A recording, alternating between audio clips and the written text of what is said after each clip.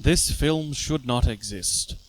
Not for its nightmarish uncanny valley furry bodies imposed over recorded human flesh, but because different media, even those of the visual variety, can create works that play to their chosen form's strengths so well that they become almost impossible to adapt. Cats 2019 is a film adapted from a theatre musical adapted from a T.S. Eliot poem that simply describes various cats. It doesn't tell their stories, it just lays out their gimmicks. Andrew Lloyd Webber's musical isn't a story set to song, it's a Wikipedia article with backing vocals and interpretive dance. It's an experience that works in a theatre because you are seeing physical bodies moving in a single limited space. It's a visual work that's inherently going to be presenting locations and ideas with a great deal of abstraction. While there's always room for exceptions, live-action film is more interested in realism. The camera can capture entire locations and groups. The actors can move to new ones when needed, or use sets to create a more convincing simulation of the same. It is from here that the adaptation process begins its descent into madness.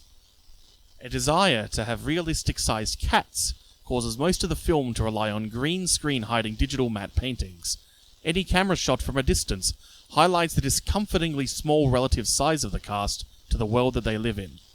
The ability to digitally paint fur on human bodies changes the theatre's thick, bestial costumes to skin-tight bodysuits, ones that turn everyone into a sexless doll. These are jellicle cats, not genital cats. Yet the camera, seeking to capture that theatrical sense of the carnival, insists on presenting a sexuality that cannot be acted upon. Cats the musical is too frivolous to fuck. Cats 2019 has been neutered, yet much like Jason Derulo's Rum Tum Tugger, still cannot decide whether to spray the milk or not. The film's editing craves a narrative. Extended takes showcasing dancers and singers are constantly cutting away to Francesca Hayward's doe-eyed stare. If the camera tells you she's the audience surrogate, surely you too will understand the plight of the jellicles. It works.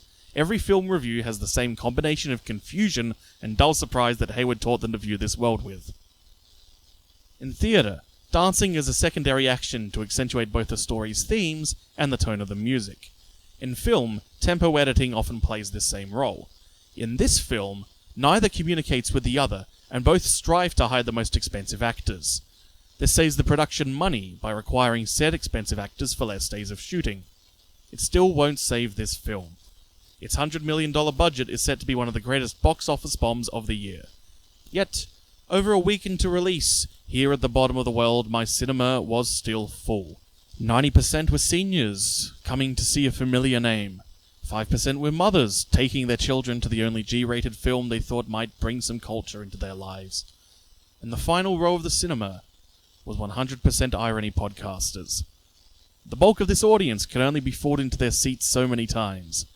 Yet this final category is what will ultimately keep this film in midnight screenings for years to come.